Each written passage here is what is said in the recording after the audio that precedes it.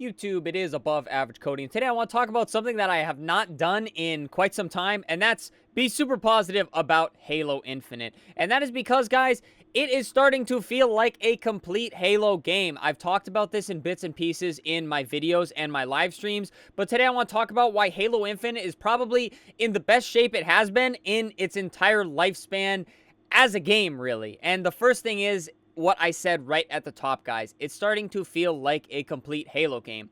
Ranked, fun social game modes, career progression, armor pieces that are really dope, and a lot, well, quite a bit of customizability. Although I get on and mainly play ranked, guys, ranked is in a really, really good place right now, at least in terms of, I guess, like, game retention and keeping me interested in what is going on. Obviously, it still has its quirks, 3v4s, crash outs, no rejoin, and of course, Melee's been kind of broken since the start of Season 4, but they've been rotating and keeping the map line, the map setup really, really fresh. Obviously, they added Solitude, they brought Catalyst back, and they actually took out some of the less favorable maps and modes, being a lot of streets, and then they actually took out Pit Slayer as well, which is all really good things and really nice things that I like to see. It feels like there's more map variety, and just having new maps in rank that it felt like we waited forever for is really great. On top of that, guys, Infection. I already spewed about this in multiple videos leading up to Season 4.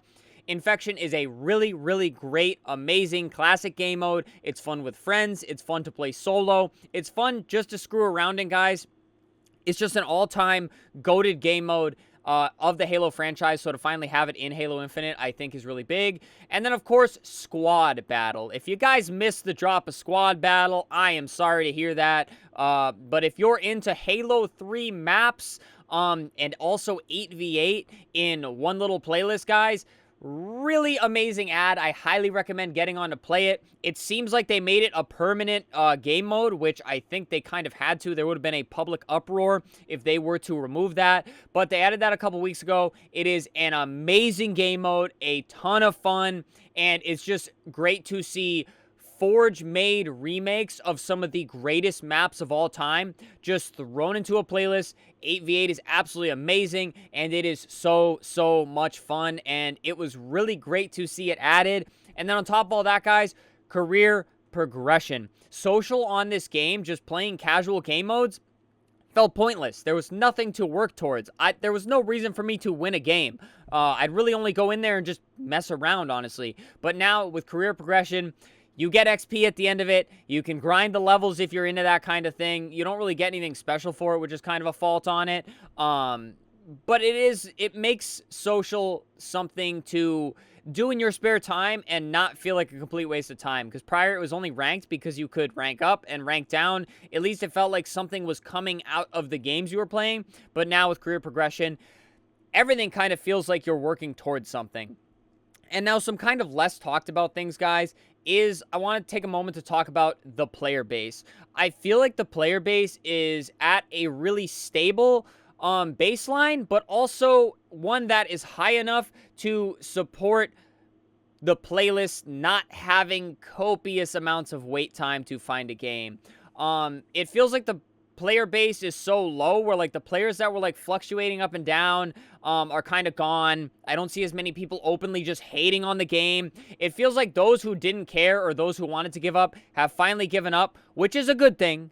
It is a good thing, but the players that are loyal to it, or the players that were really waiting for 343 to show them a reason to play the game, I feel like that's finally happened as well. So you have a player base that's healthy enough to support playlists, but a player base that doesn't have all the, like, public hype, which obviously that's not the best thing ever, but it's good in terms of I don't have to go on Twitter and see hundreds of people just hating on the game that I play day in and day out, because the haters have moved on to hating other things like Call of Duty and Apex and just things that are more in the public's eye right now. Do I wish Halo Infinite was much more mainstream? Yes, but I've been saying this for a while now, guys. Those days have come, and they have certainly gone. They left pretty quickly, actually. But I'm really happy with the way the game has shaped up now. I'm very happy with the way the game plays, and I get on, and I really just enjoy playing. Obviously, I sweat it out in ranked just as much as I used to, but doing squad battle with viewers and everything, in knowing that Infection is there to take me on and just screw around in there, it feels like a real Halo game, guys. I haven't really felt this way in a long time with a Halo game. I didn't play Halo 4, I did not play Halo 5, but it is dating back. For me, I'm willing to hop on in the morning and just play some games and just have some fun on this game, just like back when I used to play Halo Reach. And I think that is really, really great. I'm really happy with the game. There may not be loads of content floating into the game, but we've had narrative events. Again, I mentioned the cosmetics.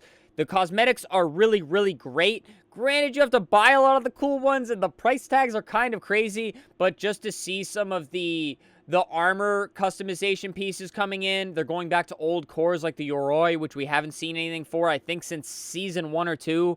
So it's good to see that they're still trying to upkeep a lot of the game. Obviously, there's plenty of things that I could still complain about, but there's a lot less things to complain about than there used to be. There's a lot more things I would like to see in Season 5. We're already on Season 5. Well, already on Season 5, but this game's been out for a long time. Like PvE, more cosmetic things, and a lot of bug fixes would be really nice, but only time will tell if that happens. Again, the game's in, I think, game and content-wise, the best place it has been in the life of it, and that's really, really great to see. And guys, I'm interested to hear all of your thoughts in the comment section. Do you think Halo's in a good spot? Do you think there's still a lot of room for improvement? I'm interested to hear what you guys have to say. Of course, I'd like to do a video at some point, maybe on the things I'd like to see in Season 5, maybe a little bulleted list type video, because we normally do those as well. But I don't want to do too much looking forward to Season 5, because Season 4, I'm really happy with, and I don't want to act like I'm just sitting here waiting for the next season to come out like I was in Seasons 1 through 3. But that does it for me, guys. Subscribe to the channel. We do a ton of Halo content. Stream it 5 days a week, so hit that sub button, guys. Leave a like on the video. I already mentioned leave you a comment. And then finally, guys, channel membership. Super thanks. If you're into that kind of thing, you can support that way, but please do not feel like you have to. But alrighty, guys. Thank you so much for watching the video. I'm sorry the long-form content has been kind of slim and few and far between, but I've been so busy, and I've been kind of grinding the shorts for you guys when the days are too busy. So that's where we're at, guys. Thank you so much for the support regardless. Stay happy, stay healthy, and stay tuned for the next video.